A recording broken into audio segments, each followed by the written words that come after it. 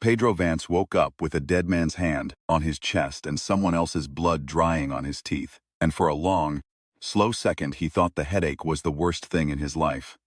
Then he saw the sky. It was the wrong color. Not the smoky orange of a Lisbon dawn, or the bruised purple after a storm, but a hard, polished green, like the inside of a bottle held up to a lamp. A long seam of fire ran across it, where no fire should have been. He stared at the seam and tried to remember how he had ended up on the kitchen floor of his own apartment with his cousin Tiago face down on top of him. And the smell of vinegar and something sweeter, like burned hair, in his nose. He sat up. Tiago did not. There was a crude shape drawn on Pedro's left cheek in black marker. He could feel the tackiness of it, and he understood, with the calm certainty of a man who has been very drunk many times, that someone at his birthday party had drawn a penis on his face, and that this was now the least interesting thing about the morning. Outside, a woman was screaming in a steady, business-like rhythm, as if she had been screaming for some time and had paced herself. Pedro stood. The kitchen tilted, settled. His mother's framed photo had fallen from the wall and lay on the linoleum, with the glass cracked across her smile. He picked it up out of habit, set it on the counter, and only then noticed that there was a hole in his ceiling the size of a dinner plate, and that, through the hole he could see, very clearly, a metal thing as long as a city block hanging in the green sky, breathing slow blue light from its underside. "Okay," Pedro said to no one. Okay. He had been 29 yesterday. He was supposed to be hung over today. He had not signed up for whatever this was. He stepped over Tiago because there was nothing else to do, and went looking for his shoes. The kitchen smelled of last night. There were 3 glasses on the counter, all of them with something dried in the bottom, and a paper crown from a bakery cake folded into the shape of a hat, and a wax candle that had melted sideways across the cutting board into a long, indecent shape. Someone had written Feliz Aniversario Pedro across the fridge in shaving cream.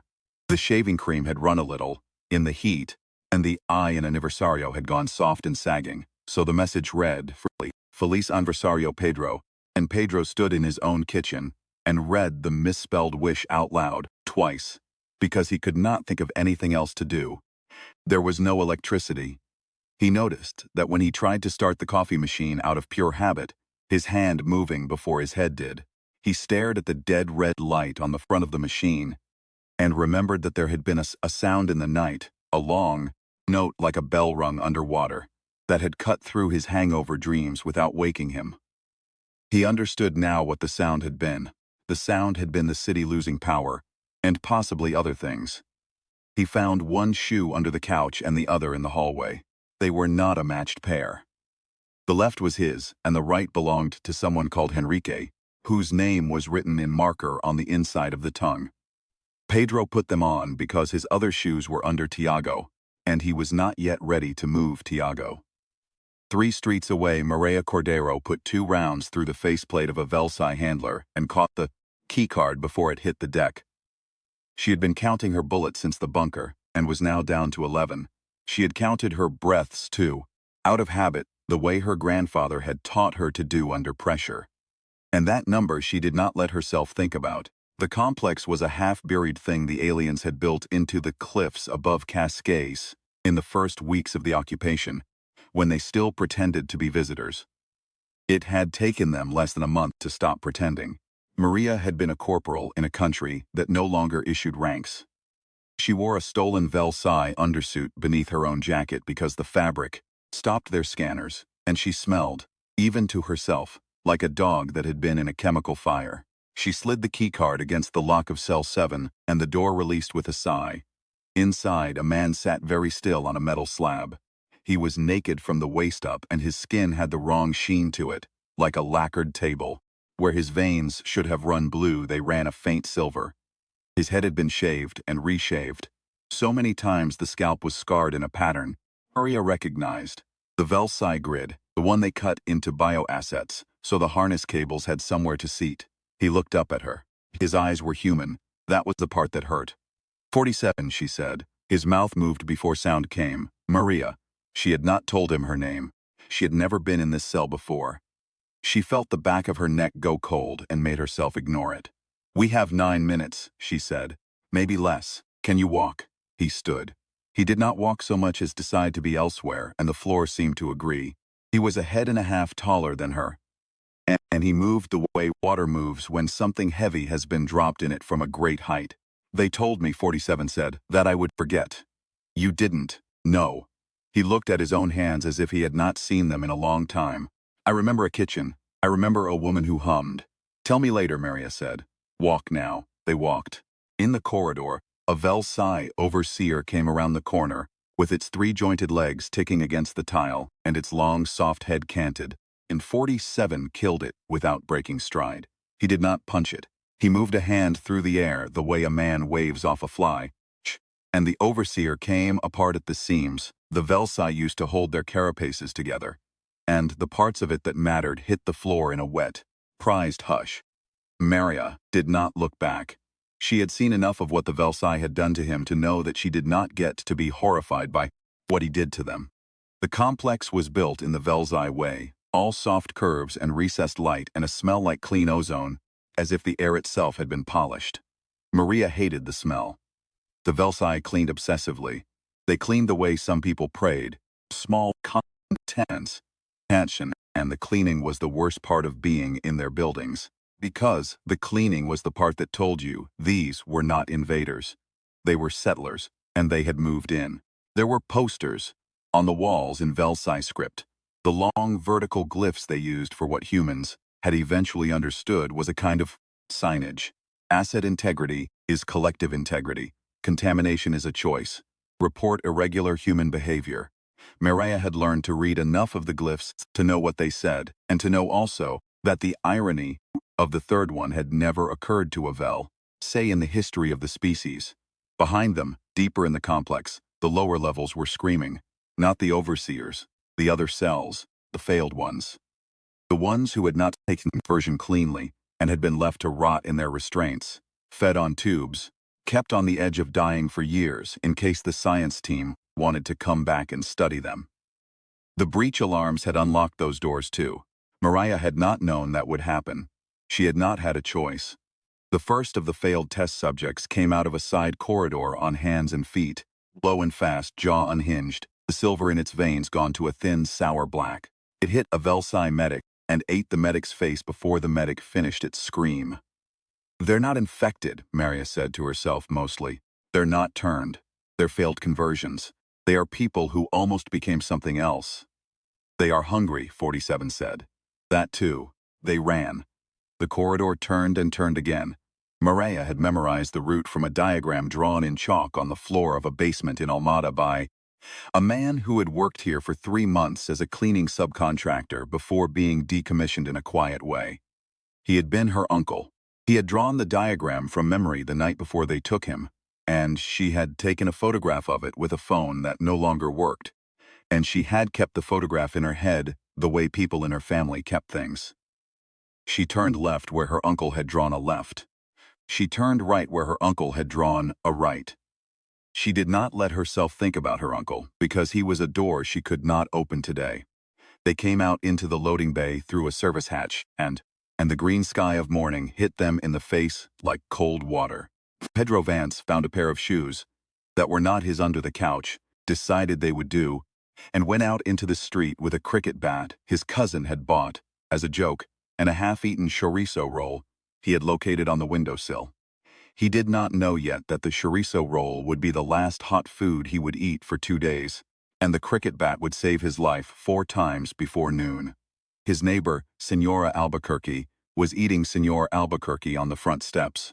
Pedro stood for a moment with the cricket bat lowered and the roll halfway to his mouth, and he understood, then, that there were certain images a man could not put back inside his head once they had got in. Bom dia, Senora, he said weakly, because he had been raised properly. Senora Albuquerque looked up.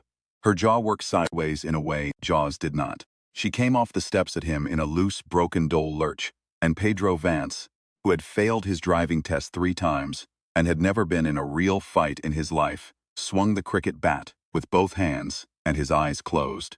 The sound it made was not a sound he would describe to anyone, ever. When he opened his eyes, Senora Albuquerque was on the cobbles and was not getting up. Pedro looked at the bat. He looked at the roll, still in his other hand. He took a bite of the roll because his body had decided to, and his mind had not been consulted. "Okay," he said, chewing. His eyes were wet. "Okay. Okay." A woman in a stolen alien undersuit and a man with silver under his skin came around the corner at a hard run, and the woman saw Pedro and pointed a pistol at him without slowing. "Move," she said. "I am moving. Faster. I am moving faster." She did not lower the pistol. The big man with her looked at Pedro the way a tired father looks at a child he does not have time to deal with. Behind them, three of the things that used to be people came around the same corner at the same hard run, and Pedro Vance understood that he had a choice to make about whose side he was on, and he made it by turning and running with the strangers, because the alternative was being eaten. He did not drop the chorizo roll. They holed up in a butcher's shop with the steel shutters half down. The butcher was not there. The butcher's product was, mostly, and the smell of it covered the smell of them, which Maria said was the point. 47 stood by the door with one hand flat against the steel, head tilted, listening to a frequency the rest of them could not hear. "Who are you?" the woman said to Pedro, not as a question. "Pedro Vance. I work at the docks." "Worked? I don't know. What is happening?" "The Velsai built a containment lab in the cliffs," Maria said. "They were making things. One of the things got out. The other things got out after it." "What other things?" "The ones that didn't work. One of them with a bat." "Good for you." "My neighbor." Maria looked at him for a beat longer than she needed to. Her face did not change. Something behind it adjusted, the way a sniper adjusts for wind. "What's your name again?" she said. "Pedro. Pedro, listen to me. There is a boat. The Resistance has a boat off Sesembra at high tide tomorrow. We get to that boat, or we do not get to anything. The Velsai are going to clean this sector. Do you understand what that means?" "No. It means they are going to use the lance." "What is the lance?" Maria opened her mouth to explain and then closed it. Because what was the point? She had served under 3 flags before the aliens came, and she had seen what artillery did to a town, and the lance was not artillery. The lance was the Velsai's way of admitting they had lost a sector. The lance erased. "It means," she said, "this whole peninsula will be sand by the day after tomorrow, and we need to not be on it." Pedro looked at his cricket bat. He looked at his chorizo roll. Finished now, the wax paper crumpled in his fist. He looked at the silver-veined man by the door, who had not moved, who had been a person once and was now a weapon someone else had aimed. "Okay," he said. "Okay, I can do okay." He did not mean it, but he said it. Maria saw him say it, and she filed that away the way she filed everything, and she did not smile. 47 turned from the door. He looked at Pedro with the deliberate slow focus of a man who had not been allowed to look at another human being, in any uncomplicated way, very long time. "What kind of work at the docks?" he said. Pedro blinked. "Container scheduling, loading, mostly paperwork." "Why?" "I am asking." Pedro thought about it.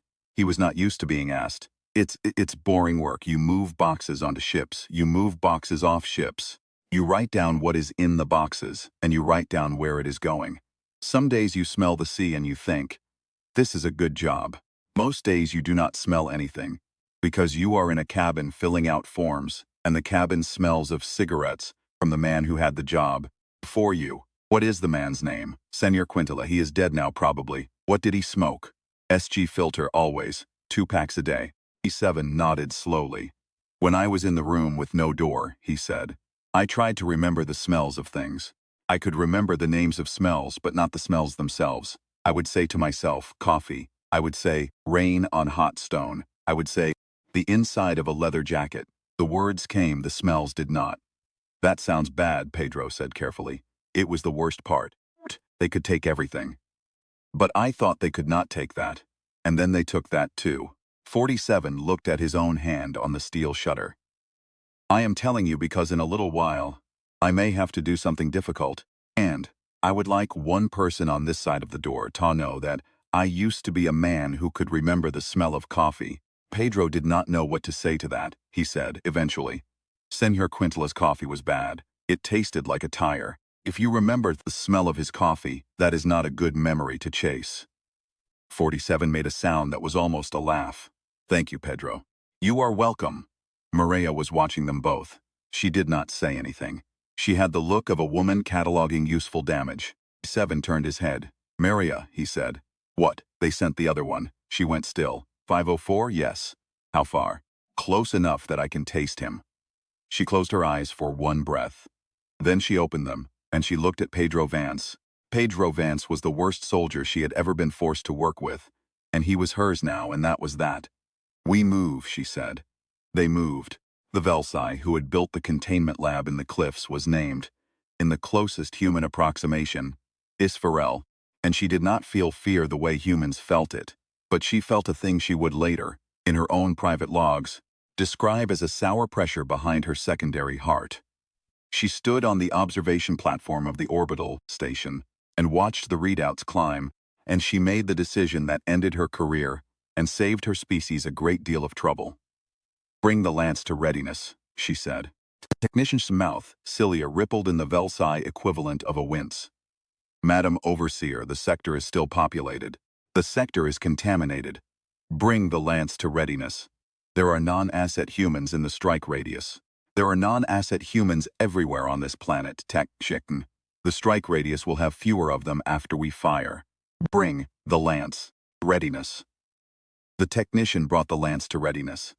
Isfarel did not know that one of her own subordinates had, 11 hours earlier, sold a calibration override to a human-resistant cell for a single jar of honey, because the subordinate had tasted honey once on a survey mission and had not stopped thinking about it since. She did not know that the lance, fired, would carry that override into its targeting sequence, and that the targeting sequence would be very slightly off, in a way no Velsai instrument would catch until after the trigger pull. The subordinate's name was Tess Norellin. He was 3 days into his second rotation as junior calibration officer, and he had been, by Velsai standards, a model of compliance, which is to say he had been bored for most of his life, and had recently begun to suspect that boredom was a kind of slow drowning. The honey had come to him in a small glass jar with a handwritten paper label, brought by a human cleaner who pretended to need a signature for a maintenance slip. The cleaner had said very quietly, in passable Velsai, "A small change to one number, and you may keep the jar." Tess Norellin had looked at the jar for a long time. The Velsai had been on this planet for 4 years, and he had spent those 4 years cleaning, and obeying, and writing reports, and learning the locals' language only, so he could write better reports about them. Honey was, he understood, an indulgence. It was also a thing that had been made by smaller creatures for their own purposes, and then taken by humans for theirs. And that fact spoke to him in a way he could not have explained to his superiors. He changed one number. He kept the jar. He had eaten 3 small spoonfuls of the honey, alone in his quarters at the change of shift, and had cried in a way his species could not properly cry, and had then gone back to work. She did not know that the worst thing a species can do is occupy a planet whose dominant life form has spent 10,000 years learning to barter for honey. She gave the order. The lance came to readiness. Pedro Vance was sitting on a low wall outside a bombed-out pharmacy when the sky changed. He had been trying to chew a piece of gum he had found in his pocket, because his mouth tasted like a dead thing, and Maria had been 20 meters away making hand signals at a window that had a sniper in it, and 47 had been kneeling in the road, with his palms flat on the asphalt, listening to something through the ground. The sky changed the way a room changes when a heavy door slams somewhere far away. A pressure, a wrongness. Pedro looked up and saw the long, polished seam of green sky split open like a wound, and a column of light came down out of it that was not light, exactly, was the absence of everything light usually contains. The column missed Lisbon by 4 kilometers. It hit the sea instead. The sea did not boil. The sea forgot how to be water for a very long moment, and then remembered. And the remembering was the loudest sound Pedro Vance had ever heard. The shockwave knocked him off the wall and into a doorway, and the doorway into a pharmacy, and the pharmacy onto his back. And when he could see again, the world had gone the color of old copper, and the air tasted like batteries. Maria was alive. 47 was alive. The sniper in the window was not, and Pedro tried not to look at what was left of him. It missed, Maria said. There was blood on her teeth, but it was a grin of a sort. It missed. Was it supposed to miss? Pedro said. No. Then why did it miss? Because somebody on the inside loves honey, Maria said, and Pedro decided not to ask. because he had stopped expecting answers to make sense. What the column had done, instead of erasing the peninsula, was rake the coastline at an angle and dump most of its energy into the Atlantic shelf. The water that had been water was now a fog that was not fog, and the fog was rolling inland on a wind that had not existed a moment before, and the fog was changing things. A pigeon came out of the fog the size of a large dog, with 3 eyes and no fear, and walked past Pedro Vance on legs that bent the wrong way. "Oh," Pedro said. The fog reached the bombed pharmacy. It reached Pedro. It reached Maria. It reached 47, who stood up into it without flinching, his silver veins beginning to glow, a soft, warm gold under his skin. Pedro felt something move inside him that should not have been able to move. A second heart, maybe. A new lung. Something behind his left eye unfolded itself and was suddenly, irrevocably, awake. He looked at Maria. Maria was looking at her own hands. Fingernails had gone the color of polished obsidian, and the skin of her knuckles was knitting itself into something tougher, plated, beautiful. "Pedro," she said carefully, "do not panic. I am not panicking. You are panicking. I am panicking efficiently," she laughed. She had not meant to laugh, and the laugh surprised her into a second one, and 47 looked at both of them with the patience of a man who had been raised by hummingbirds, and the fog rolled on. When it cleared, they were not the only changed things in the street. A man came out of a doorway across the road on too many legs. He had been, Pedro thought, an accountant, probably. He was wearing the trousers of an accountant, and what was left of a sensible shirt. From his torso grew 3 extra arms in a rough fan, and from his hip grew a 4th leg that bent at an extra knee.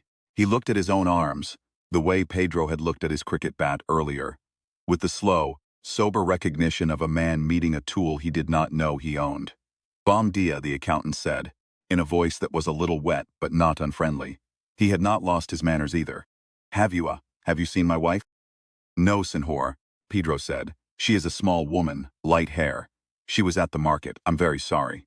The accountant nodded several times, as if his head had to think about it.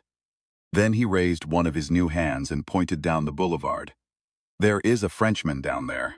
I think he is a Frenchman. He has become something." "Is he dangerous?" Maria said. "Oh no. No, he is very polite. He recites poetry.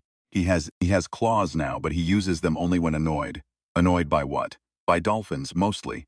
Maria looked at Pedro. Pedro looked at Maria. There was a moment. "I am going to need you to repeat that," Maria said. "He hates dolphins," the accountant said helpfully. "Very much. He says they have betrayed him. He has been saying so for some time. We thought he was joking before. We do not think he is joking now."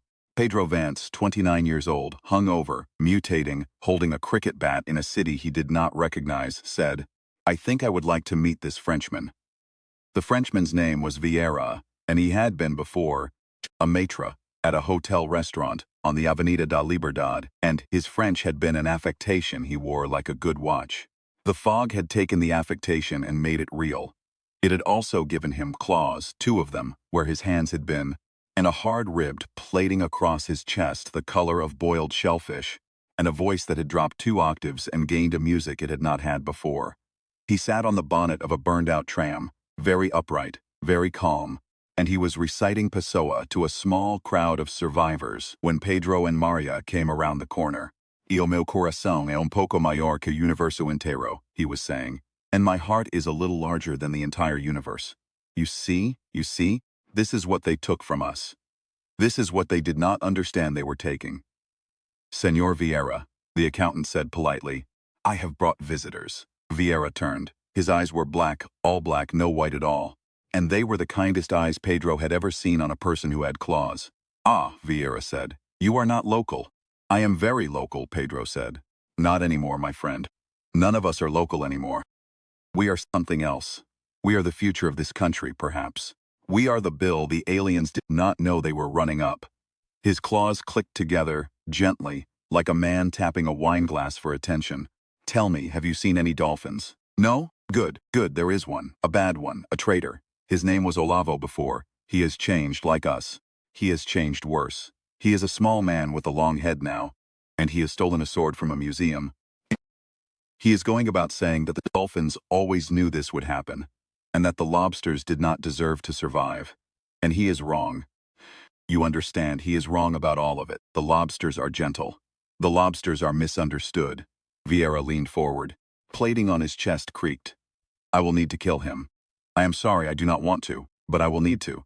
Maria, who had been silent, said, Senor Vieira, can you understand the Velasai?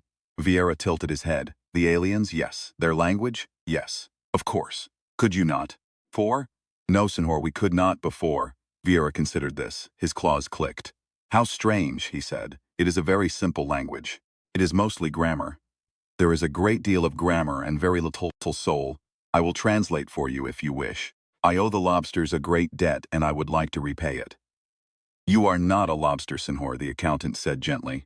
I am as much a lobster as any man has ever been, Vieira said. Now, please, where do we need to go?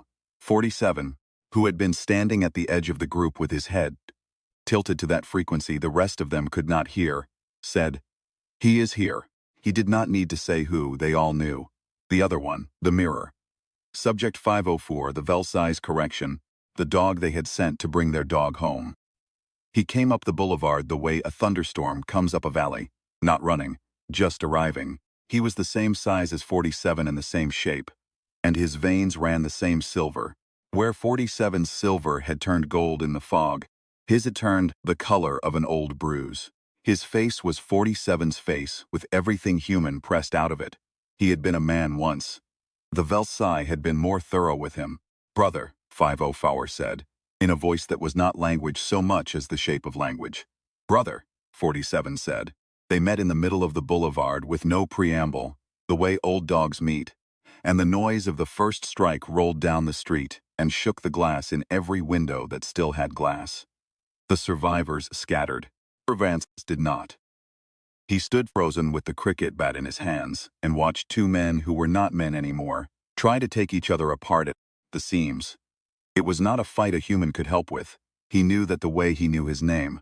47 and 504 moved at a speed that left smears in the air, and their blows broke parked cars in half, and the asphalt under them cratered in slow, deliberate rings. 47 took a hit to the ribs that should have folded him, and did not. He returned it with the heel of his palm to 504's sternum, and the sternum cracked audibly, and 504 did not slow. They went into a parked van together and threw it. The van came apart around them like wet paper. They were on the other side of it before the van had finished falling, locked together, each of them with a thumb in the other's eye, each of them taking the eye and refusing to let go even as the eye took them too. There was something terrible in the symmetry of it. They had been made by the same hands, in the same rooms, with the same antennas. They had been given the same teeth and the same speed and the same long, slow, mathematical hatred for the body of the other. The Velsai had built them as mirrors, so that if one ever broke discipline, the other could correct him. It had not occurred to the Velsai that mirrors, given enough time and enough cracking, might agree on a common image of the people who had ground their lenses. But 47 was tired. Pedro could see it. The gold of his veins was flickering. He had killed his way out of a complex this morning and walked through a fog that had changed everyone, but had only deepened the thing already done to him. And 504 was rested, and 504 had been built afterward. Everything the Velsai had learned from 47's mistakes. 504 got 47's head in the crook of an arm and began calmly, pull. No, Pedro said. Maria raised her pistol. 11 bullets. She had counted. She knew what they would do to 504, which was nothing, and she fired anyway because she would not stand and watch. 504 did not flinch. Pedro Vance, hungover, mutating, holding a cricket bat, ran at 504's back. It was the stupidest thing he had ever done. He was aware of this, he thought very clearly as he ran.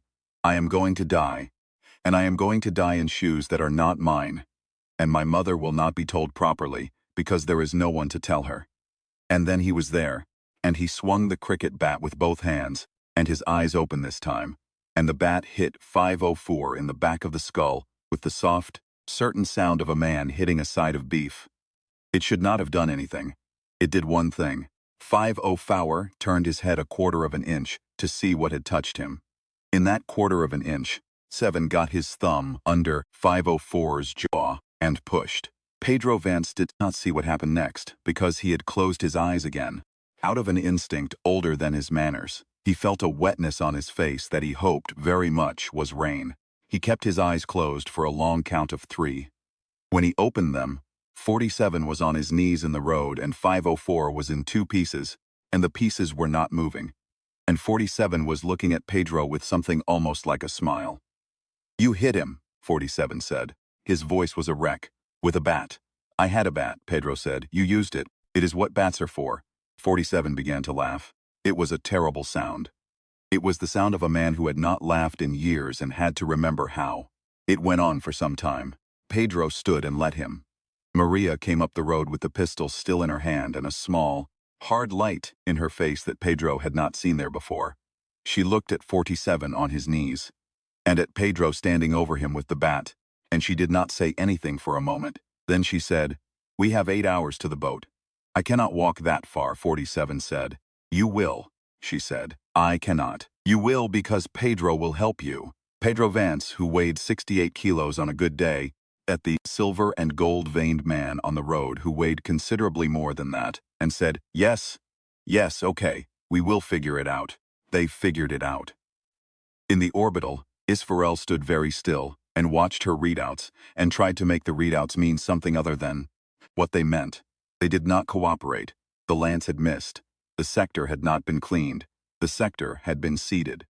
The fog she had not predicted was crossing the peninsula and changing every living thing it touched into something the Belsai had no protocol for, and the bioasset she had sent to retrieve her other bioasset was now signal dead in a street in Lisbon.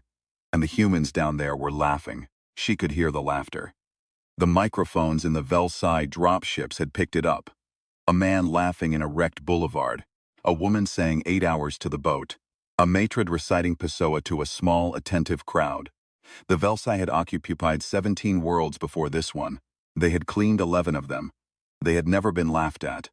"Madam Overseer," the technician said carefully. "Shall we fire the second lance?" Isfarel looked at the readout. She thought about honey. She thought about the 17 worlds, and the 11 they had cleaned, and the fact that the cleaning had always worked because the locals had always been afraid in the correct way. "No," she said. "Madam, no. We will not fire the second lance. We will withdraw from the sector and re-evaluate." "Withdraw, madam?" "Withdraw, technician. Their fog is changing them. Our fog. Made by our weapon. We did not budget for an enemy that grows stronger from our errors. I'll not feed them another." The technician's mouth cilia rippled in something that might have been respect, or might have been the beginning of a report to her superiors. Isfarel did not care which. She looked down through the viewing port at the green-skied peninsula she had been sent to clean, and she saw, in her own clear mind, a small man with a wooden bat hitting a bioasset in the back of the head, and the bioasset turning a quarter of an inch to see what had touched him. Quarter of an inch. That was all it had taken. A quarter of an inch of curiosity from one of her best weapons, given to him by one of the worst soldiers on the planet, swinging a stick. She had spent 4 years on this campaign. She had read every brief. She had not read anything about sticks. "Withdraw," she said again more quietly. They walked all night. Vieira recited poetry for the first 3 hours and then went quiet out of respect. And the accountant stayed with them to a crossroads and then turned south to look for his wife. Band carried half of 47's weight on a shoulder that was not built for it, and did not complain, because Maria did not complain, and Maria was the standard now. They lost the road twice. The first time they lost it to a sinkhole the fog had opened in the middle of an intersection, a soft pale pit 40 meters across, with a noise coming up out of it that Vieira said, after listening, was not a noise they wanted to investigate. They went around. The second time they lost the road to a herd of something that had been deer before, and was now larger, and had antlers that branched the wrong way. And the herd was running south at a steady, deliberate pace. Maria watched them go past and said, very quietly, "They know something." "They know to leave," Vieira said. "Animals always know to leave. Is a thing we lost when we built walls." They walked on. Somewhere outside Setúbal, on a long downhill stretch of cracked asphalt, with the sea finally visible in the distance, the dolphin found them. He came out of a row of houses on a side street, and he was, as the accountant had promised, a small man with a long head. He had been Olavo before. He had been an estate agent. He had become something with smooth gray skin and a tall, narrow skull, and a mouth that was full of small, conical teeth in too many rows, and he was carrying, with both hands, a museum-quality katana that he had clearly not earned. He stopped in the middle of the road, and Vieira stopped, and the rest of them stopped too. Because they understood that this was not their fight. Lobster, the dolphin said. His voice was a wet, clicking thing. Dolphin, Vieira said. You are still alive. I am still alive. So are you. The world is in error.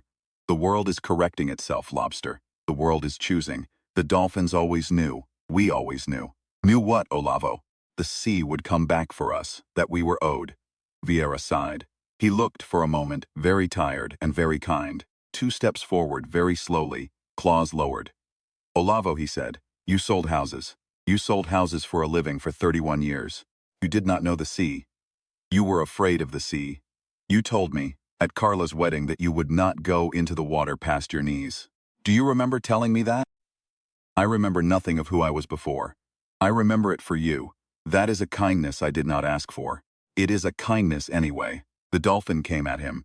He was fast, faster than a man should have been, and the katana was a quick silver thing in the dusk.